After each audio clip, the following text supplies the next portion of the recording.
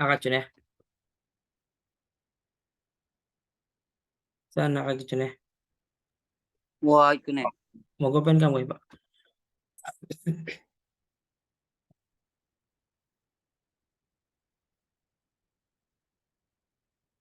Okay.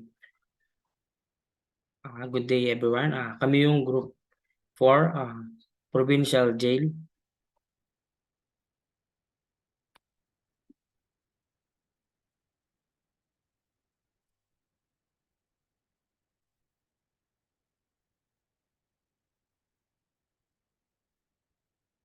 A provincial jail, often referred to as a country jail in some regions, is a type of correctional facilities that serve as a temporary holding and detention center for individuals who are waiting trials or have been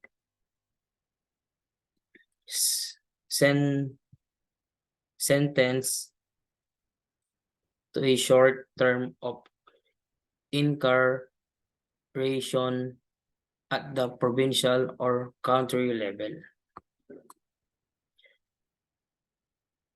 Guiding principle for treating provincial jail inmates.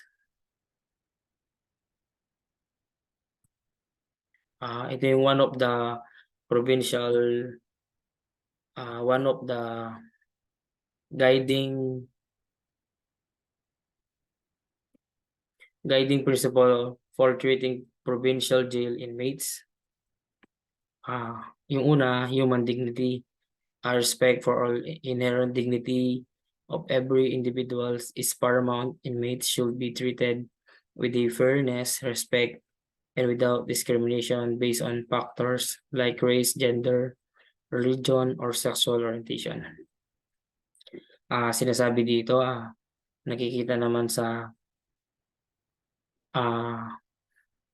ano ng human dignity, yung pagkapantay-pantay, respeto, at saka walang diskriminasyon. Ayun nga, sinasabi dito na, for example, ayun, sa mga bilanggo, merong mga LGBT or may mga kapansanan na kahit nandun sila, na dapat ayun, bigyan pa din sila ng respeto. Pangalawa, security and safety. The safety and security of both inmates and staff are critical measure should be in place to prevent violence,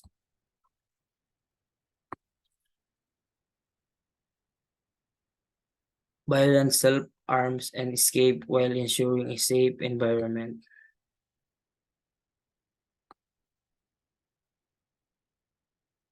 Dito sa pangalawa, sinasabi naman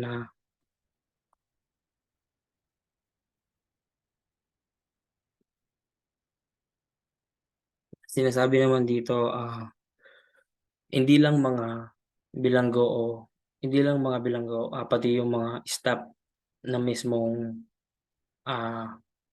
jail, kasali sila dito na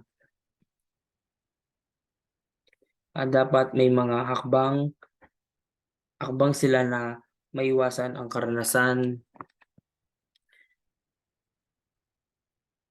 mga karanasan na nagaganap sa sa isang jail, tapos dapat maiwasan din yung mga pagtakas ng mga bilanggo. Pangatlo is yung rehabilitation. Effort should be made to rehabilitate inmates and address the underlying cause of their criminal and behavior. Educational and vocational program as well as mental health and substance abuse treatment should be valid. Dapat dito yung tinuturo sila sa mga parang dito parang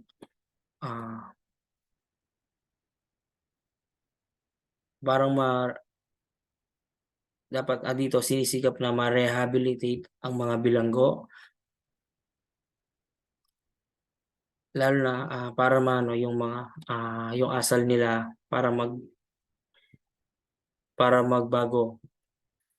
Sinasabi dito na dapat magkakaroon sila ng mga parang skills or mga educational o pang mga pangkabuhayan at yung mga, for example, yung paggawa ng mga sabon o yung mga panggawa ng mga parol para kahit nasa loob sila, parang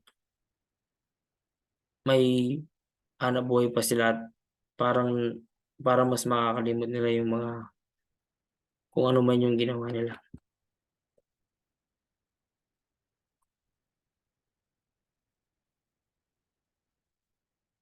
Next, the legal rights. Inmates have legal rights that must be upheld.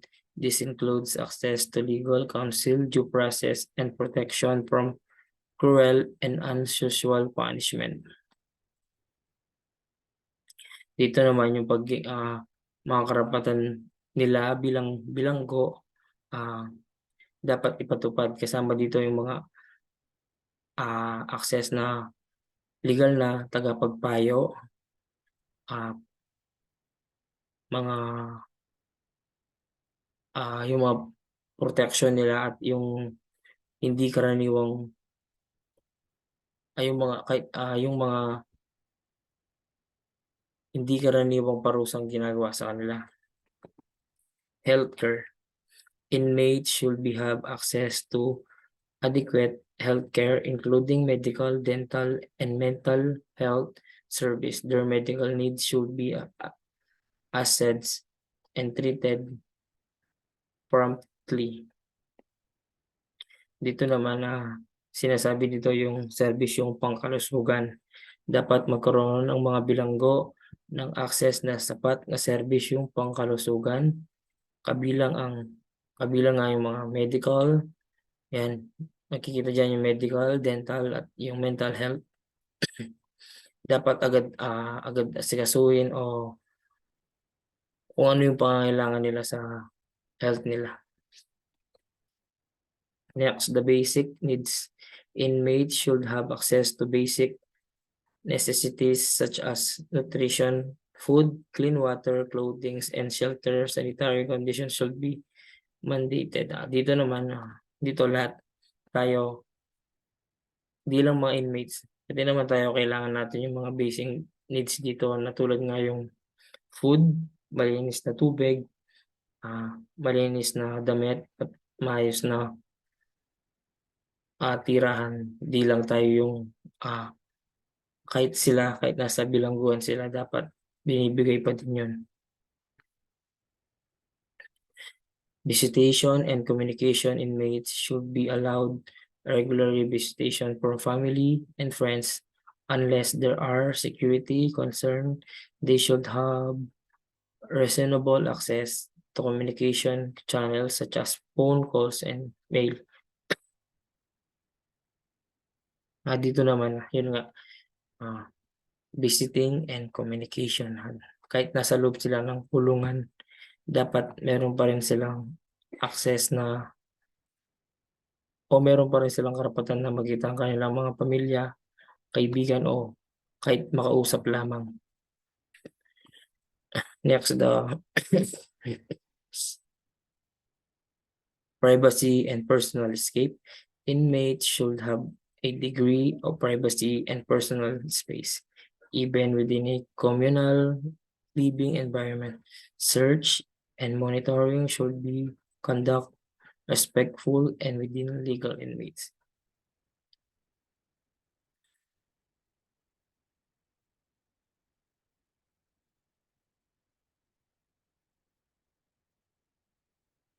Parang dito sinasabi nga yun yung kahit nasa loob sila, meron pa rin silang mga privacy, meron pa rin silang kahit nasa loob sila ng kulungan, meron pa rin silang karapatan at kung ano yung privacy nila. Discipline and accountability. Discipline should be administrated fairly and proportionately. adhering to establishment rules and procedures. Inmates should have a venues to appeal disciplinary action. Dito sinasabi na parang parang paano disiplinahin o pantay-pantay na pagdidisiplina sa mga bilangguan. Kung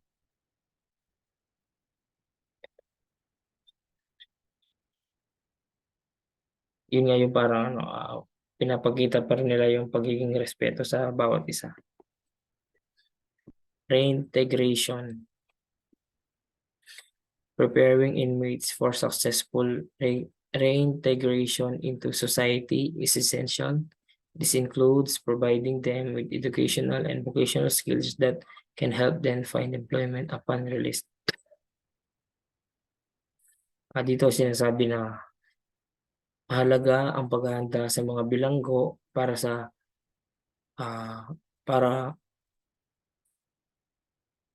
paglalabas sa pag-release nilang papel sa jail. Dapat kasama rito yung pagbibigay sa kanila ng kasanayan sa edukasyon at pagbibigay pangkabuhayan, makatulong sa kanila na makahanap ng trabaho pag nakalaya. Community engagement. Engaging with the local community can foster understanding, support, and reintegration opportunities for inmates upon release. Dito parang pagkikipaglook sa community, ang pag-ugnayan sa local na komunidad ay maaaring magdulot ng pag-unawa, suporta, at sa mga pagkakataon para sa mga bilanggo para makalaya. Next, the treatment program and rehabilitation in provincial jail.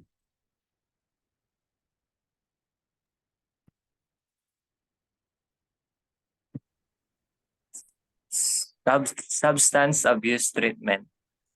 Many individuals in provincial jails have substance abuse issue.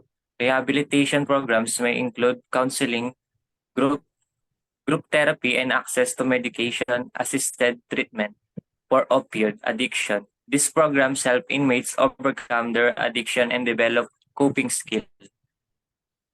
Sinasabi po dito na sa mga provincial jail po ay madalas po ang mga nangyayaring abuse issue. Kaya po meron tayong substance abuse treatment kung saan po nagsasagawa sila ng mga counseling, group therapy, and access to medication-assisted treatment. Ang opioid addiction po, ito po yung isang uri ng pain reliever na madalas po nating nakikita sa mga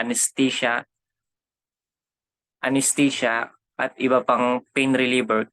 Pero kapag nasobrahan po, nakaka-addict po ito. Mental health services. Inmates with mental health condition may receive treatment and counseling to manage their condition effectively. This can include individual therapy, group therapy, medication management, and crisis intervention. Alam naman po natin na kapag nasa kulungan ka ay marami kang iniisip like overthink, stress, depression, at iba pa. Kaya kailangan din po itong counseling na ma-manage mo po yung mga pag-iisip mo.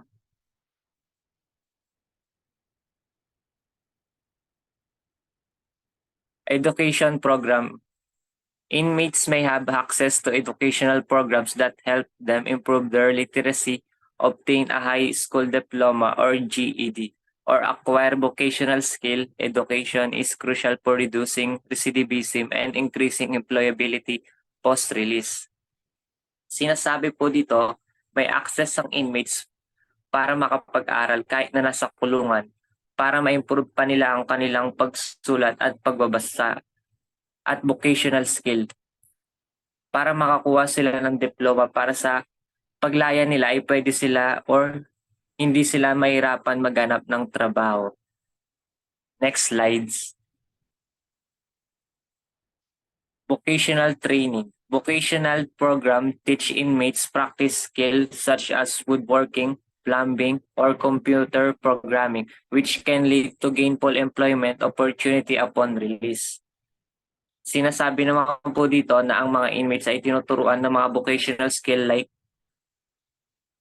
woodworking, plumbing, or computer programming na makakatulong sa kanila once na nakalaya sila ay makakapag-hanap kaagad sila ng trabaho.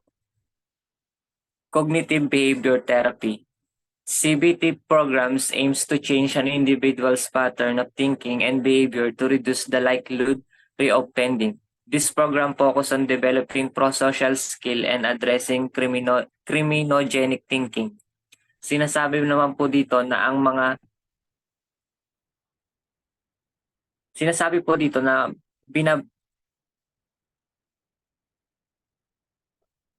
binabago po ang pattern ng pag-iisip ng isang inmates para maiwasan po or maiwasang makagawa pa siya ng mga maling gawain in future.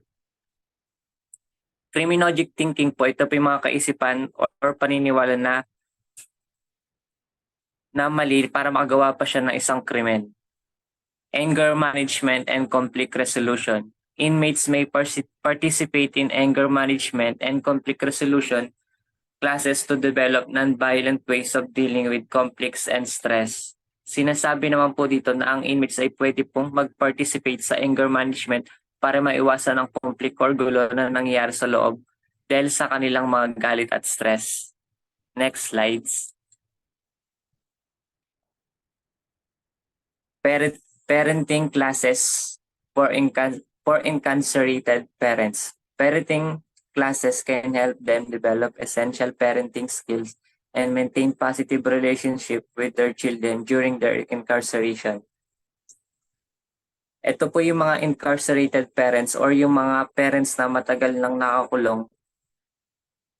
Ito pong program na to, tinutulungan po yung mga nakakulong na parents para matuloy po nila yung trabaho nila as a parents sa kanilang mga children at yung relationship nila sa mga anak nila. Restorative Justice Program. This program focused on repairing the harm caused by the offender's action and promoting empathy and accountability. Inmates may participate in victim offender dialogues or community service. Sinasabi naman po dito na itong program na to ay nakapokus sa pagbabago or pag-aayos ng harm cause ng offender's action. At nagpo-promote din po ito ng empathy and accountability. Yung inmates daw po ay pwede mag-participate sa mga dialogue sa mga community services. Job Readiness Program. Preparing inmates for the market is crucial for their successful reintegration. This program teaches resume writing, job search skills, and interview techniques. Sinasabi naman po dito na ang inmates ay nire-ready para sa kanilang successful reintegration. Successful reintegration, ito po yung kapag galing kang kulungan tapos yung bigla ka na lang dadalhin sa isang community. Yung parang makikisalamuha ka sa community, ganun. Tapos tinuturuan po sila dito ng mga pagsusulat, yung mga techniques po sa mga interview para hindi po sila mahirapan. Next slides.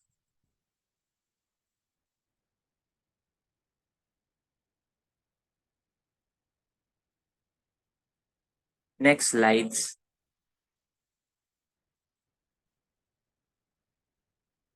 Re-entry planning. Inmates should receive assistance in creating a re-entry plan that includes housing, employment, and support service upon release.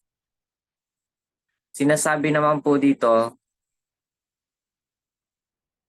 na yung inmates daw po parang makaka-receive sila ng assistant in creating re-entry.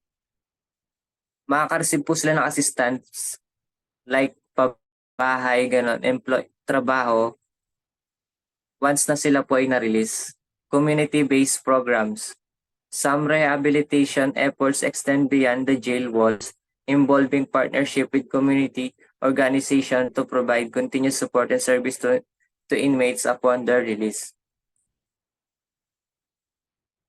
Ito po yung sinasabi naman po dito, rehabilitation efforts ay meron din pong nangyayari sa labas ng mga kulungan. Yung inmates daw po is pwede makipag-partnership sa community organization para masuportahan po nila upon release po. Community-based program. Some rehabilitation efforts extend beyond the jails. Naulit lang po pala to.